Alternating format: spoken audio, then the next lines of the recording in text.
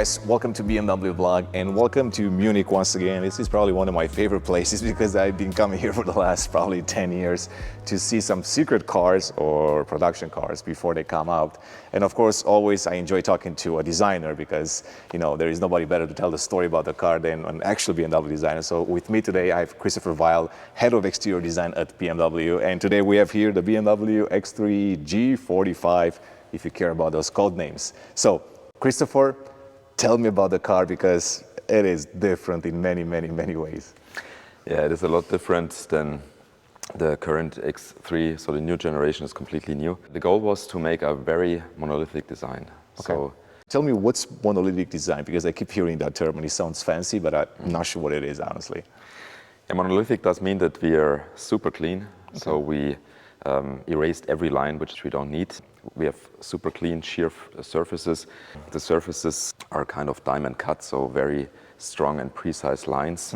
As I said, as clean as possible. And you can see it here, like the front, there is kind of just a sheer and really powerful shape. Just a simpler design, more minimalistic. Simple, I mean, even here, clean. I mean, if you look at the 5 Series that we've talked about, and in the i5, you don't have that long crease that goes across, a little bit more solid here. And I also noticed that the side creases, they're moved to the side a little bit versus the more aggressive creases that you usually see right there, right? So you have this V usually formed that makes the car look more aggressive. So the idea was really that this one, it's an SUV and it doesn't have to be overly sporty. That's kind of the idea behind this usually. Yeah, overly sporty. It should be sporty, of course, because it's a BMW, but let's say this clean shape is, in our opinion, more modern. It's kind of giving the car a certain presence, which we were looking for. Gotcha. So now, since we talk BMW, you always have to talk kidney grills, right? Kidney. I mean, that's probably the first thing that people notice on a BMW. And I've just learned today that this is the first time that you're offering separate lights, or iconic glow, I guess it's called, on the kidney grill separated. So what's the story there? Because we've seen this iconic kidney on the 7 Series and it's all connected and different. Yeah, first of all, we wanted to make the front end as present as possible, so we lifted this part as much as we could. The kidney is really prominent, but it has the right size.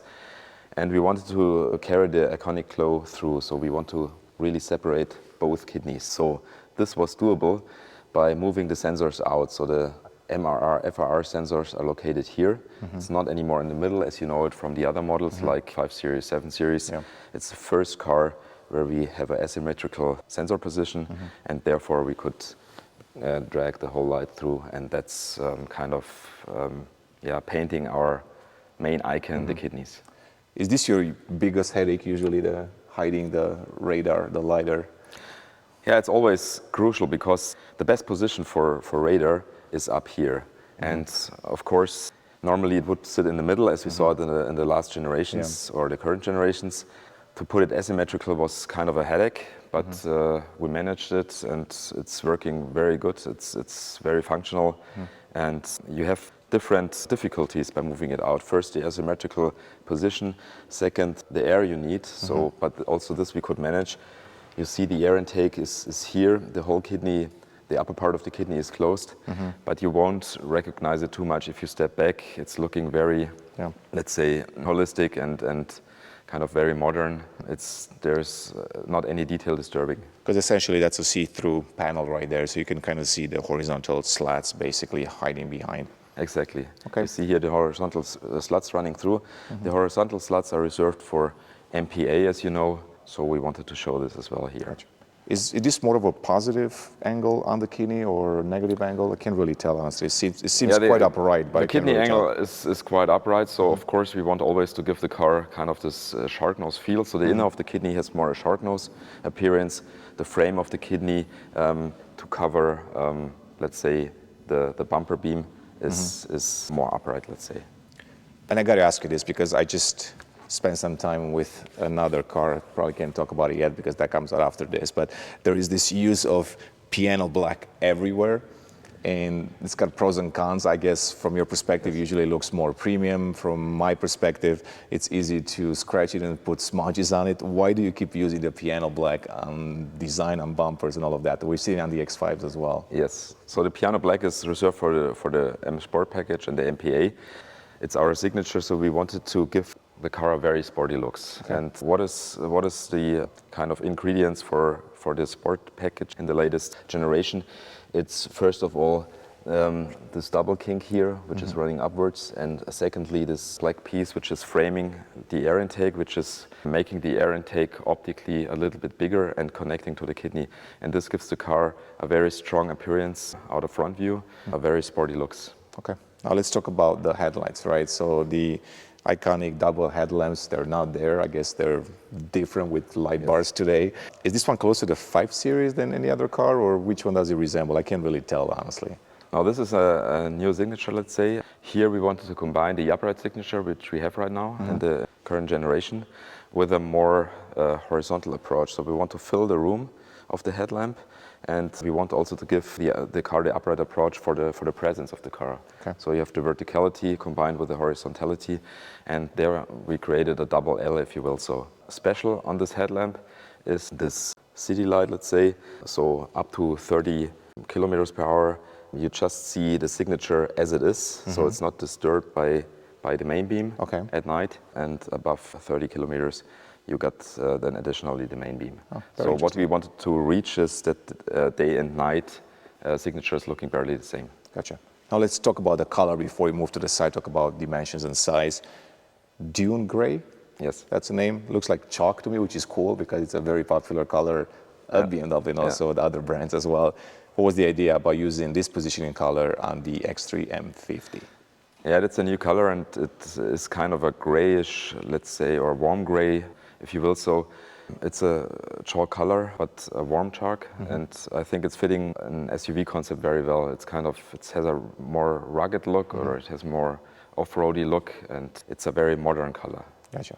Okay, so now let's move to the side, talk size, because when I drove the X3, of course, people notice the size even hidden by the camouflage, and from what I know, it has grown quite a bit, both in length, width, and I mean, it's actually lower, but we can talk about that. So once again, tell me, why did you decide to go a little bit bigger with the X3? Because now it's probably as big as many previous generations X5s. Yeah, we wanted to give the passenger more room, especially in the rear of the car. This car should also show that it's capable of carrying things. As I said before, the presence was very important to us, and the proportions are fitting to the customer needs, I think. So more room in the interior was the main goal for this car. Gotcha. So due to the aerodynamics, we had to slam the roof a little bit, but it's fitting the car very well, I think. It's looking more sporty, more dynamic than ever before. And besides that, also here in the side, you see the monolithic approach. So we have no spats anymore. Yeah. We reduced every additional part. We want to keep it as clean as possible, and therefore we have more room for sculpture in the wheelhouses. We have more room for sculpting out the body side. Body side is also very clean, but very strong. It definitely fits the current design language, because I've seen several products, even upcoming ones, that follow this principle. But once again, you have this character line that goes from the front all the way into the back and connects there. And you got the crease on the bottom, which I'm assuming aims to kind of reduce the height a little bit and exactly make it a little bit sportier. So this main crease here, which is running across the body side, is kind of kinking up towards the rear and has a slight undercut here, very subtle. Okay. And this gives room for this enormous wheel arches. So we have an enormous, powerful wheel arches in the rear. You can see it also out of rear view that the car has a really great stance. Therefore, and to add dynamics, we were kinking up this line slightly towards the rear. The lower crease is exactly to break up the height of the car. Gotcha. Flush door handles, I'm assuming to fit the other cars as well, but also aerodynamic properties. Yes. I'm not sure how that much helps, but I guess every little bit helps when it comes to aerodynamics. And I think it's 0.27, which is an improvement compared to the outgoing. Yeah, that's an enormous kind of measure for such kind of concept. That's really, we did a lot of detail work for aerodynamics. So now 3 more things to talk about on the side. First, wheels. I believe they're going on this particular X3 M50 from 19 to 22. If you go the after sales, this is a 21. Yeah. I guess designer's dream is to have the biggest wheels possible, right? Yeah, sure. Without always affecting the right quality. Yeah. So first of all, tell me about the design of the wheels, because first time that I saw them today, I call them the Transformers wheels. Yeah.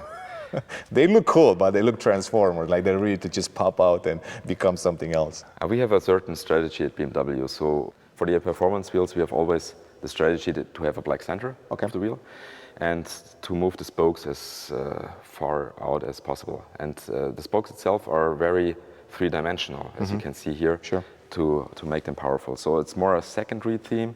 If you see the wheel from a distance, it has kind of an interesting and very dynamic shape because it's breaking up the lines. If you go closer, you find out that there's this chiseled diamond cut surfacing, which is fitting kind of to the car. Gotcha. Now let's talk two more things here. So clearly the roof line, it's a little bit more coupe-ish in many ways, I guess, opposed to the upright one on the X3. Yeah. Once again, what was the idea behind doing this? Of course, we want to develop the SAV segment further, like design-wise. So we have the sloping roof line, of course, for aerodynamic reasons. The most aerodynamic line work was done in the roof, not just sloping in side view. We also had to kind of push in the sides a lot. We'll take a look from the back. We'll take a look from the back in a second, but we believe that the new proportions are kind of transporting the SAV segment into the next decade, into the next level, because these proportions are very efficient. You have still enough loading capacity, but it's good for combustion engine. It will be also good for the electric cars which are coming up. So these proportions are, let's say, the latest and greatest. Gotcha. Hofmeister King.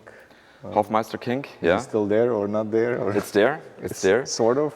So not sort of. It's clearly there, I would say. So you have, of course, this sloping line, and then you have here this very dynamic Hofmeister King, which is leaning forward here in this position. So we kind of gave it this dynamic shape and it's highlighted even more in the PF model, which we will look at later. Dynamism was very important for us at this particular model, and the Hofmeister King is showing this. So we are leaning forward with this upper part of the Hofmeister King. We have a very, very dynamic C-pillar. It's still there. So you have this. Is this like an element that you usually like to spend time on? Like, okay, we need to retain the Hofmeister King, something that's so iconic to BMW, or you don't even start with that brief? You just. No, sure. We always think about the Hofmeister King and how we can develop it further, how we can give it a new kind of interpretation. Yeah. All right, so let's move to the back and take a look at these broad shoulders on the car. Maybe talk about the design as well, of course, and we're going to talk about the taillights. But walk me through, once again, the design language here. Seats more upright, clearly. Exactly. I've noticed a change with the license plate as well, and then, of course, the broad shoulders you just mentioned on the side. So also here, the idea was to make it as clean as possible, as monolithic as possible, to reduce lines. And as you can see here, the rear windscreen is kind of embedded really seamlessly. So we have kind of this very precise feeling that it's just applicated to the car or sitting on the car. Then we have intense shadow here in this part and kind of a light catcher underneath, but clean in itself because we moved the number plate down. We brought the number plate in the bumper area, and therefore we could reduce the overhang. We could reduce kind of the feeling of having an additional bumper. It's all, let's say, in line. It's all very integrated. The tail lamp itself. X5 taillights? Yeah, kind of. So we have for our X cars this double T theme, or the T theme, if you will. So like the double motive. The double motive, the L shapes, which are adding up to a T. Okay. And this you see on the X5 exactly, on the facelift, but here as well. So we have this theme for many years, but it was never this clear, I would say, and we are playing with it here. So I have two favorite topics lately when I talk about BMW. So one of them, it's of course inside the lack of physical buttons. I love talking about that. It's my favorite. And then the second one, it's been the quad pipes on non-M cars. So tell me once again, this is the first thing that people mentioned when I drove the prototype, like why are the quad pipes on a non-M car? Because we love for those pipes to stay exclusive to that because, you know, that's why we buy the M cars, to be exclusive. Yeah. The MPA is the entrance car to M brand, and therefore it's fitting very well that you have the quad exhaust pipes. We have at the MPA always kind of a specific diffuser. We have the mirror caps, the M-specific mirror caps, which you also find on the X3 M. Also the filling of the kidney is coming from the X3 M. So the ingredients are from the M models, but as this is the entry to the M world, in our opinion, it's fitting very well. So can I put my own spin on this? Sure. You allow me to do this? Okay. So I feel like the ICE cars are not going to be here for too long, right? And maybe this is like a last opportunity for the BMW brand to do something special with ICE cars and give it more sportiness. And I think that's my opinion, personal opinion, not based on anything, that this is the right time to offer some of these things that you're not going to see in the future, because it's going to be a pipeless world probably, within the next 10, 15 years or even before that on certain models. So I guess this is the right time to do some things differently, I guess. But you don't have to conform me, but that's my own. But that's my own take on it. Yeah. I like that smile. As I said, it's fitting very well to the All right, sounds good. All right, so let's work towards the front and then kind of wrap this up. We're gonna go into the next video and talk about the plug-in hybrid version and the base X3, because it's a little bit different. But tell me overall, what do you want it to convey to people when it comes to the new X3? Why has it grown in size? Is this something that was required by the market? Was this feedback from customers? They said, okay, we want a bigger X3, basically. Yes. Is that something that you've heard? Yeah, this was customer feedback, of course. People always want a car which has more room inside, let's say, more storage capacity. And so the car was growing in size. Of course, it's also due to the package and technical requirements. And I think that this offer is a very modern, very cool, very present X3. We are happy with the proportions. Okay. I think the length, which is barely 30 millimeter longer than before, helps. That the car is flatter, makes it more modern and more sporty. And the wider track, it's about 45 millimeters. Gotcha. It's also helping the car because the stance is enormous. Gotcha. You're getting kind of an M car right from the start, you know? Looks-wise. Sounds good. All right, so we've talked about the exterior design with Christopher. Now it's time to hang out with Carl Johansson. He's going to tell us a little bit about this X3 M50, because if you watch our previous video on the X3 base model, the X3 plug-in hybrid as well, it is a little bit different inside. So first of all, let's start with the overall design, and then we can narrow down on some of the design differences. Yeah, so this is the M performance, and the mainly difference, we have some difference in the detail. Of course, the steering wheel has a 12 o'clock red mark for sporty driving. Sure. Flat bottom, of course. Flat bottom, of course, and also the stitchings, like we know it from the M performance steering wheels. Especially these ones also have this gemstone with the M logo. Okay. It's called a gemstone. Yes, okay. Got it. Gemstone. The gemstone. Luxury term. And then also, I guess this part is different, right? So the interaction bar, you can customize it with different colors. It's the same design, but it's just different colors. Especially the light effects, what we have here for the sporty driving, with the red and blue colored in the M performance colors. Gotcha. Now, let me lead you with something, because I've noticed this the moment that I saw the car today. You have this knitted fabric on the dashboard, and I'm assuming this is a first in a BMW, from what I recall. I've seen it on the Mini now, of course, but I haven't seen it on the BMW yet. Well, this car is the first with the knitted fabric. With the knitted fabric, or especially with the sustainable knitted fabric, recycled from polyester. And what also works very well in this trim, especially I think, as the hidden speakers here. Hidden speakers we have really the same material, so it's the connection between was really seamless. So they're perfectly hidden. And as well, different here in the trim is the vegan leather version we have here as an option, called Veganza. I guess the M Sport seats are based on all the models, so they're basic on all the models. Yeah, the seats is always the same. We only have the sport seats. Okay. I know that people might have not watched the previous video and might watch this one first, but can you tell me one more time about this particular functional piece here? So this is the way to control the seat memory, also unlocking and unlocking the car, and those are the vent controls. And you move them from there basically to here, or you can still use them from the digital screen basically. You can also control them here, of course. But yeah, the idea is to have everything in one island, to clutter everything, so it looks more clean, and to have all functions here. And this is the door lock, we have the seat memory as well, the door opener, the new one. Sure. Closing the volume here, and as well the controls for the air vents for the side.